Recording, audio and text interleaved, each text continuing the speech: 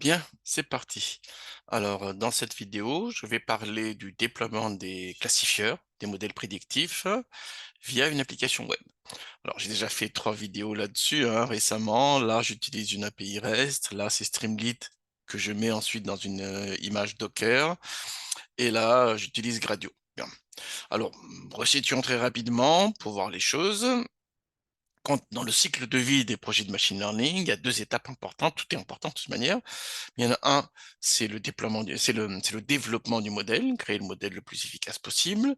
Mais ce modèle, il n'est pas pour vous, hein, il n'est pas pour la personne qui est sur son notebook, hein. C'est très bien, ça, hein, je suis d'accord là-dessus, hein, je forme mes étudiants là-dessus.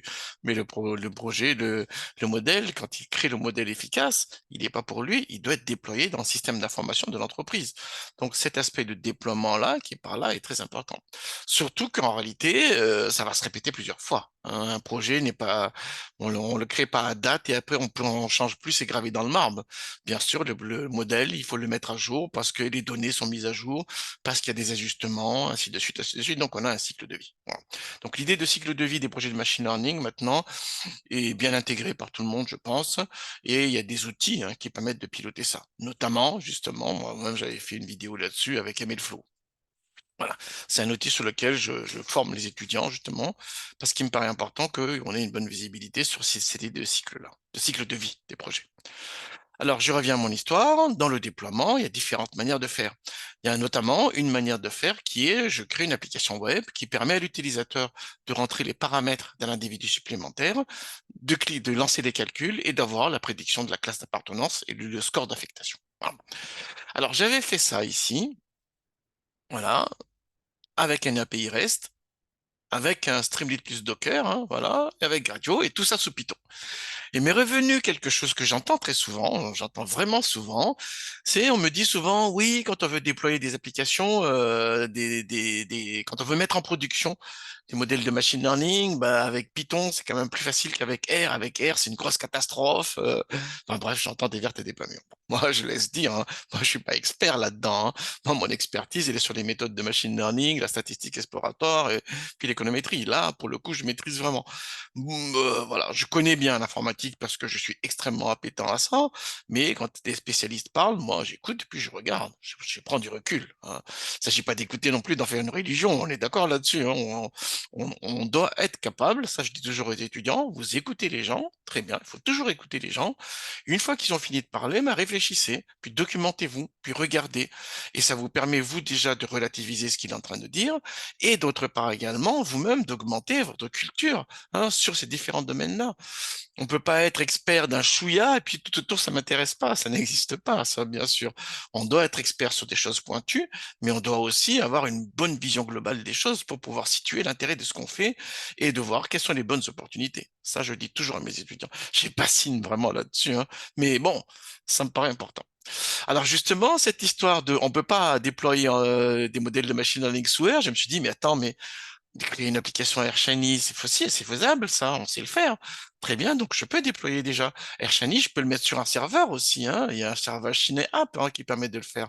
Donc déjà, OK. Et l'autre aspect important également, c'est qu'en réalité, une application AirShiny, mais comme une application Air d'ailleurs, hein, je peux également l'intégrer, l'encapsuler dans une image Docker. C'est tout à fait faisable. Voilà. Alors ça, c'est mon idée globale. Mais je me suis dit, mais est-ce que c'est vrai en fait? Qu'est-ce que je fais? Je fais comme tout le monde, je fais des recherches Google. Et donc, le premier élément qui m'est sorti, j'ai fait une recherche Google, hein, de Google, hein. J'ai fait AirShiny Docker et je suis tombé là-dessus. Ça, c'est un tutoriel qui est écrit par Monsieur Dario Radechik. Voilà, de novembre 2023, c'est il n'y a pas longtemps, tiens. Très bien, je me suis dit, ah bah tiens, ah ouais.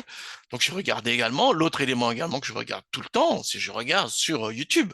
Je passe beaucoup de temps sur YouTube. Je regarde un peu les résumés de foot aussi sur YouTube, c'est vrai.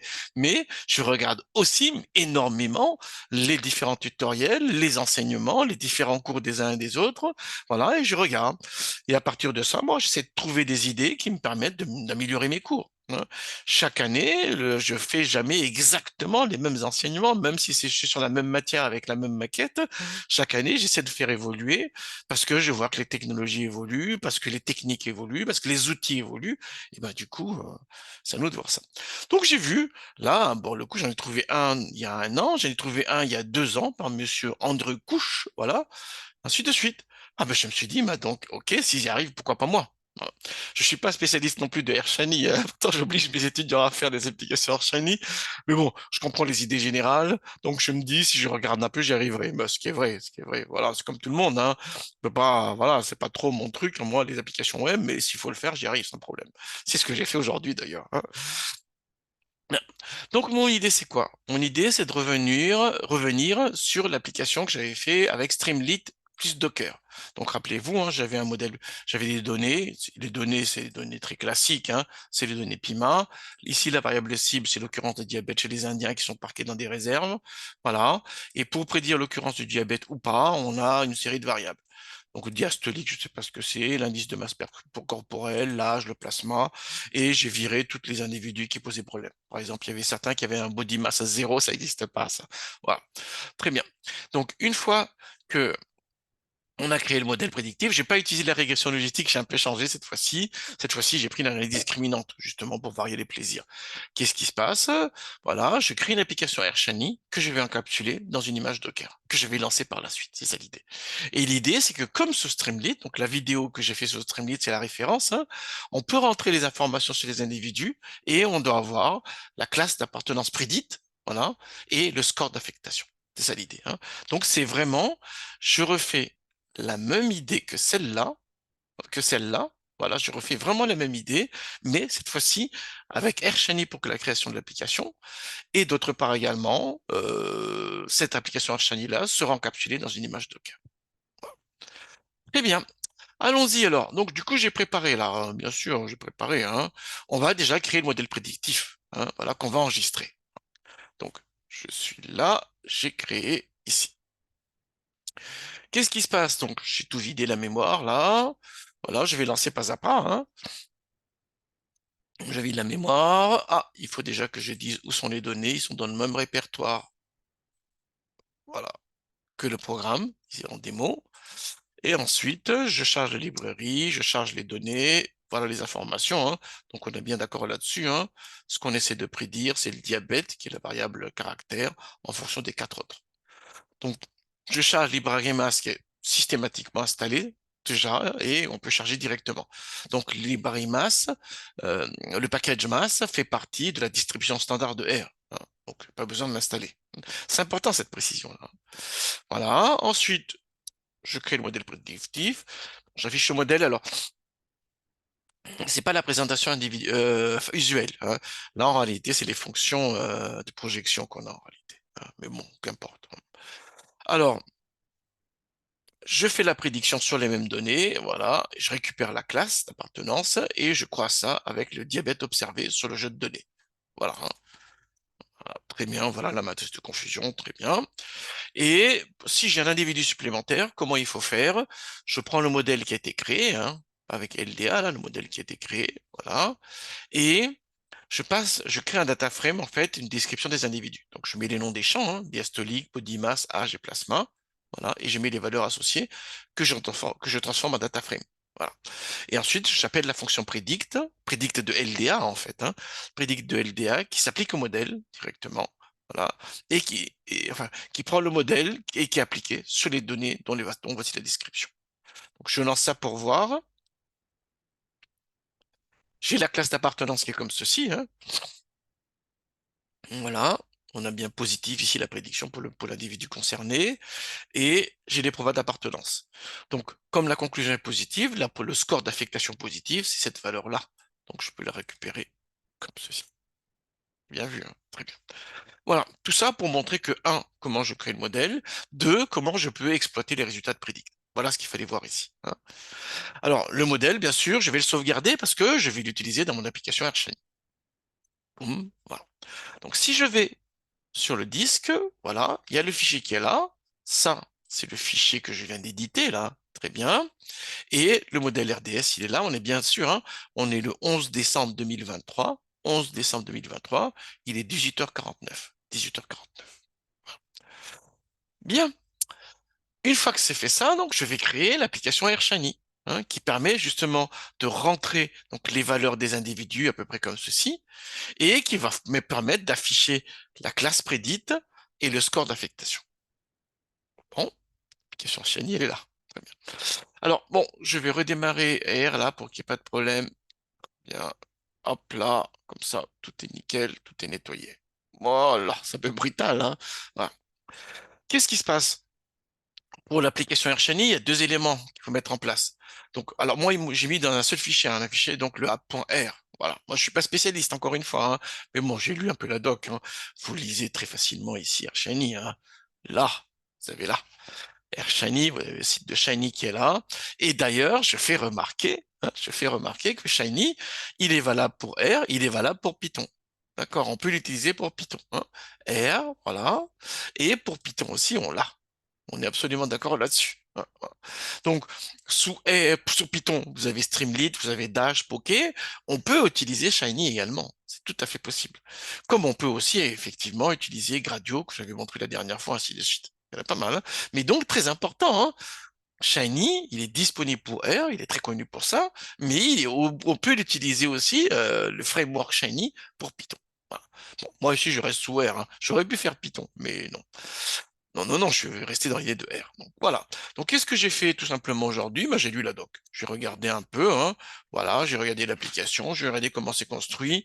De toute manière, je sais à peu près comment c'est construit parce que j'ai passe mon temps à regarder les applications de mes étudiants. Donc à force de regarder les applications de mes étudiants, je vois à peu près ce qui se passe, hein. Très bien. Donc je connais un peu quand même. Je connais un peu quand même. Bien. Donc voilà, mais pour vous, si vous connaissez pas trop, vous regardez. C'est quand même vraiment pas difficile. Vraiment, c'est à la portée dès qu'on a un peu de connaissances informatiques. Donc, je charge les librairies, Shiny notamment, mais Mass parce que je vais utiliser le modèle, hein. Ensuite, là, je mets le numéro de l'URL, enfin l'adresse IP, voilà, 000, ça équivaut à localhost. C'est plus Sioux que localhost, mais bon, on va le prendre dans le sens, ça équivaut à localhost. Et là, je mets le port, hein, qui permet d'accéder à l'application. J'ai mis 1664, j'aurais pu mettre autre chose, on est d'accord, hein. J'ai mis 1664 parce que l'idée me plaît bien, tout simplement. Ensuite, qu'est-ce qui se passe? Ben, ce qui se passe, tout simplement, c'est que je dois récupérer, bien sûr, le modèle qui a été enregistré sur le disque. On est d'accord là-dessus. Voilà. Une fois que c'est ça, j'y récupère aussi les noms des classes, hein. Il y en a deux, négatifs et positifs. Parce qu'il va me rendre, en fait, il va me renvoyer un numéro de classe. Donc, il faut absolument que je puisse gérer ça. Très bien. Ensuite, il y a deux choses quand on crée une application Shiny, hein, voilà. Il y en a un, c'est UI. Voilà. C'est ce qui définit l'interface. Et serveur, c'est ce qui définit la réponse de l'interface, hein, les éléments d'interactif. Très bien. Bon, voilà, moi je vais, hop là, tout simplement. Alors, qu'est-ce que j'ai mis dans mon interface? Ici, j'ai défini le répertoire pour qu'il trouve bien le modèle, sinon il ne va pas le trouver, hein. On est d'accord. Alors, qu'est-ce qui se passe? J'ai mis un titre, valeur des descripteurs. Ensuite, j'ai mis des layouts. J'ai mis un layout à gauche qui permet de mettre les éléments à saisir. Voilà. Donc, les quatre éléments à saisir, c'est les valeurs de diastolique, body image, as et placement. Ensuite, j'ai rajouté un bouton calculer qui ne me sert pas, en fait. Parce que dans Shiny, il suffit de changer les valeurs là et ça lance directement le calcul. Voilà. Mais bon, faut quand même mettre un bouton calculer parce que sinon les utilisateurs ils se disent mais comment je lance? Donc on fait semblant de la cliquer sur un calculer, mais en fait les résultats sont déjà disponibles. Ensuite, dans la, dans la partie principale, il y a un petit affichage pour dire voilà la classe qui sera prédite. Et ensuite, je mets l'identifiant de la classe. Voilà. Donc il y a un endroit où sera donc affichée la classe prédite. Ensuite, je mets un petit titre pour le score d'appartenance et un endroit où sera affiché le score d'appartenance. Voilà. Donc, je réserve les espaces. Ça, c'est la première partie. Ensuite, deuxième partie maintenant, je fais la partie serveur. La partie serveur, c'est ce qui va être réactif. Quand je clique quelque part et que je veux relancer la prédiction, le programme relancer la prédiction, c'est dans serveur qu'il faut le mettre. Voilà. Le gestionnaire d'événements, si vous voulez, hein. Si je fais un parallèle avec la programmation événementielle, c'est le gestionnaire d'événements. Très bien. Donc, qu'est-ce qui se passe? Je mets la partie réactive qui fait appel à Predict. Vous avez vu comme tout à l'heure, hein? Qu'est-ce qu'il utilise dans Predict? le modèle qui a été chargé ici. Vous avez vu, hein, le modèle qui a été chargé ici. Voilà. Et ensuite, on lui passe les données que j'ai mis sous forme de data frame avec les champs récupérés de input. Les inputs, c'est les champs qui sont là, qui sont tous numériques. Dans les champs, hein, j'ai mis les valeurs par défaut et j'ai mis les valeurs minimax pour qu'ils ne rentrent pas n'importe quoi. Hein, par exemple, pour l'âge, je ne vais pas mettre plus de 85. Pourquoi? Parce que dans ma base de données, il n'y a pas des individus de plus de 85 ans. Hein, c'est pour ça, tout simplement. Hein. Donc, j'ai récupéré les minimax dans la base de données pour les borner ici. Est-ce qu'il faut vraiment borner à ce point-là ou mettre plus?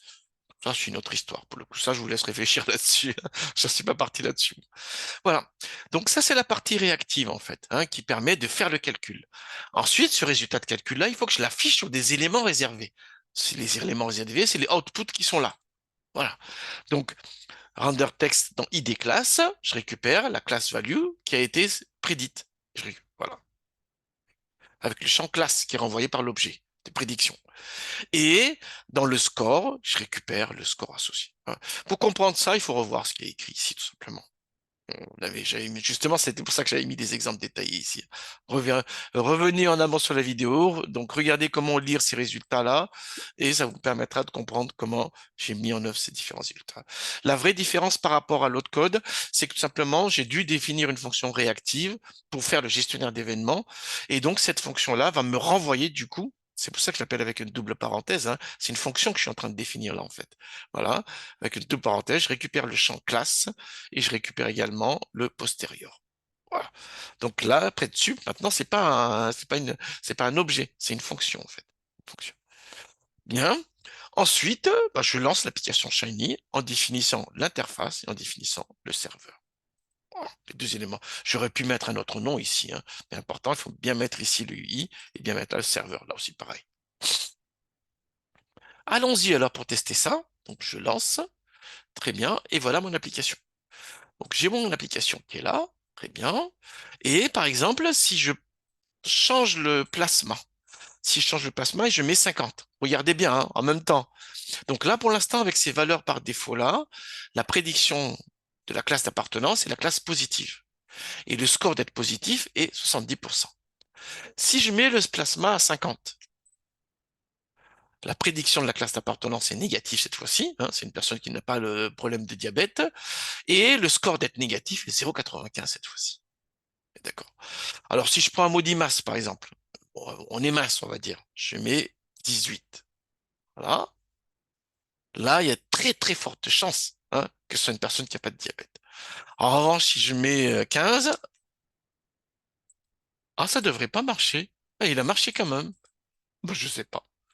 Ah, c'est bizarre, ça. Toi, j'avais mis des valeurs minimales, là. Hein. J'avais mis des valeurs minimales. Pour le body mass, j'avais mis combien? Ah, 17. Bon, je sais pas. Bon, c'est pas grave. Vous pourrez regarder ça vous-même. Hein. Ah, c'est marrant, ça. Alors, en revanche, si je mets un bon, quelqu'un qui est beaucoup de... Voilà. Ah non, c'est peu d'images. Ah non, non, il l'a remis au maximum. Très bien. Ah, il le corrige après coup, en fait, quand je sors. Donc, si je mets 15 et que je sors, ah non, il ne change pas la valeur 1000. En revanche, quand je mets 56 et que je sors,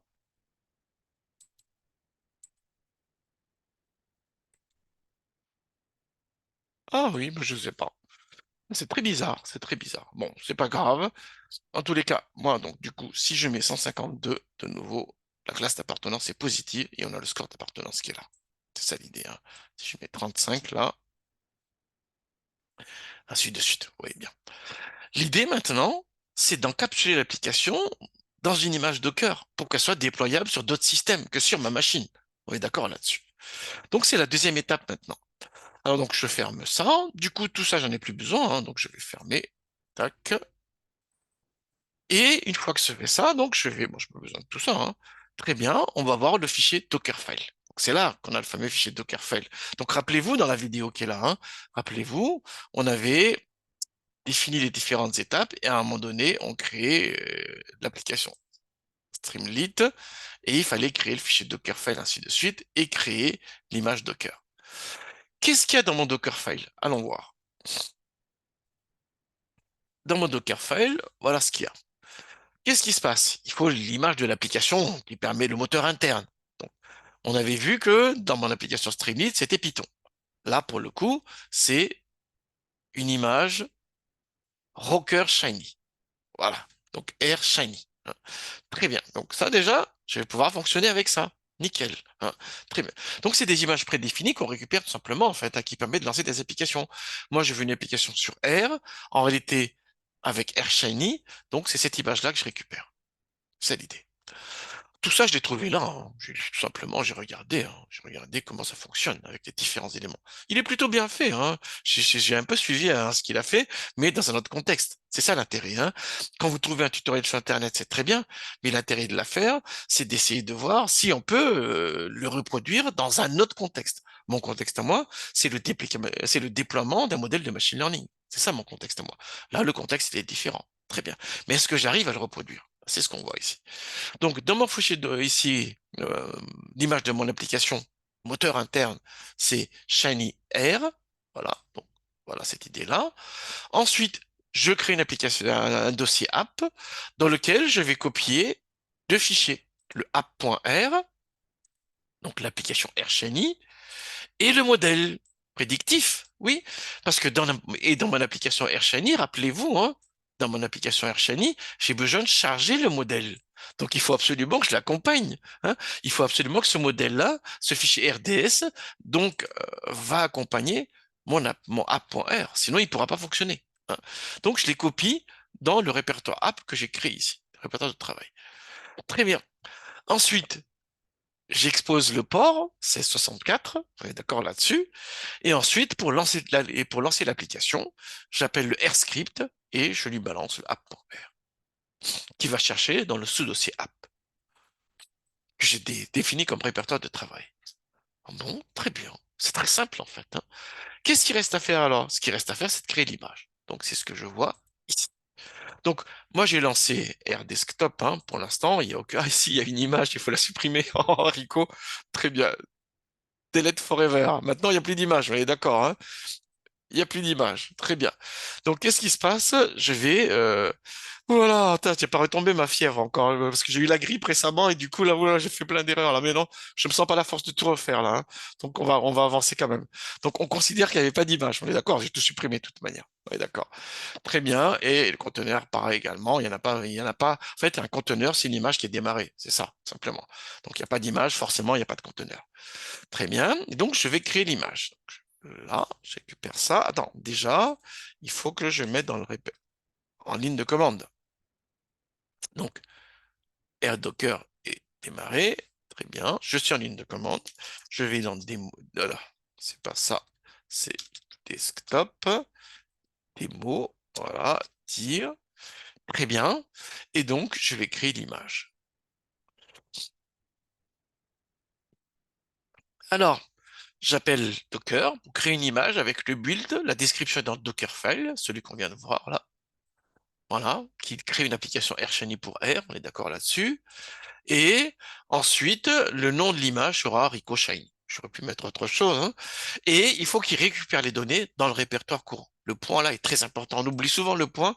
Le point est très important parce que pour dire que les fichiers que tu dois chercher, ils sont dans le dossier courant. Voilà. Hop là. Bon, ça va prendre un petit temps. Donc moi je vais ah maintenant c'est super rapide. Je sais pas pourquoi. Ah parce que je l'ai fait juste avant. Je l'ai fait juste avant. Donc voilà, et du coup, on a l'image qui est là maintenant. Oui, oui, parce qu'il a gardé, d'accord, très bien. Ça a été super rapide. C'est la première fois que j'avais lancé, c'était très long. Voilà. Donc j'ai bien mon image qui est là. Vous avez bien vu, hein? Il a fait vite fait, dis donc, 1,2 secondes. Mais bon, c'est parce que j'avais fait, donc il a dû garder des choses en cache quelque part, j'imagine. Je sais pas. Une fois que c'est fait ça, alors, j'ai mon application AirShiny qui est là. Hein. Très bien. Voilà, sous forme d'une image Docker. Qu'est-ce qu'il me reste à faire? Je vais le lancer. Donc, je vais le lancer. Hein. Boum. Et dans les options, voilà, il dit, ça c'est le numéro de port que j'utilise en interne. À l'extérieur, est-ce que ce sera le même? Ce sera bien le même. D'accord? C'est 64. Peut-être que ça va me faire du bien à mon rhume, ça, ou à ma grippe, je sais pas. Hein. Je run. Voilà. Et ça y est. Maintenant, elle est lancée. Vous avez bien vu, hein, vous avez ici le numéro IP et le port. Donc si je clique là, normalement, je dois avoir accès à mon application. Très bien. Voilà. Et on l'a bien là. On est tout à fait d'accord là-dessus. Et voilà.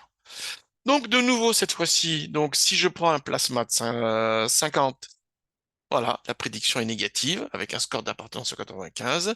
Si je mets 100, 142, par exemple, la prédiction de l'occurrence du diabète serait positive avec un score d'appartenance.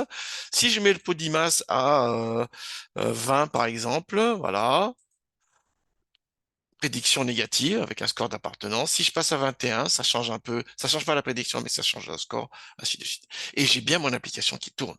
C'est ça qui est important dans l'histoire. Hein. Voilà, via un conteneur Docker. Vous avez bien vu ici. Hein. Eh bien, alors, quand même, regardons un peu. Comme je suis curieux de nature, hein, je suis allé voir, tiens, qu'est-ce que c'est que tout ça? Inspect, terminal. Et je suis tombé sur Files. Et en fait, il y a un noyau Linux minimal en réalité derrière notre application. Et justement, là où on a mis notre application, c'est dans le dossier app. Il y a les deux fichiers qu'on a copiés. Il y a le app.r, qui est l'application AirShiny, et le modèle RDS, voilà, qui est une sorte de fichier pickle, si vous voulez, hein. Mais sauf que c'est pas un fichier pickle, là c'est un fichier RDS. Hein. J'ai pris l'objet et je l'ai sauvegardé, tout simplement. Hein. Rappelez-vous ça, c'était ici, c'était dans cette étape-là. Je vais ouvrir RStudio là, le temps qu'il démarre. Voilà, il a démarré. Et rappelez-vous, hein, j'avais créé le modèle et à un moment donné, j'avais sauvegardé le modèle dans un fichier RDS. C'est bien ça. Hein. Et ce fichier-là, il y en a besoin parce que dans mon application AirShiny, je l'importe le modèle pour pouvoir faire un predict avec ce modèle. On est d'accord là-dessus. Ensuite, ils sont là. On est d'accord. Et très bien, et ça fonctionne très bien. Vous avez l'application qui est derrière. Dernière fois hein, pour la route, si je mets 40 par exemple, voilà, la prédiction a changé là. C'est tellement rapide que j'ai pas le temps de voir. Si je mets 50, voilà, vous avez vu 0,60 cette fois-ci. Si je change un peu, voilà. Si je change body mass, voilà. Si je diminue par exemple, voilà, ou si j'augmente 150, ah là ça devient positif du coup, ainsi de suite. Si je prends du poids, ce qui est dramatique, hein, voilà, pour moi en tout cas, parce que depuis le Covid, voilà, très bien, voilà, ça augmente ainsi de suite. Donc j'ai bien une application qui fonctionne parfaitement via un conteneur Docker. Voilà, bah, excellent travail à tous.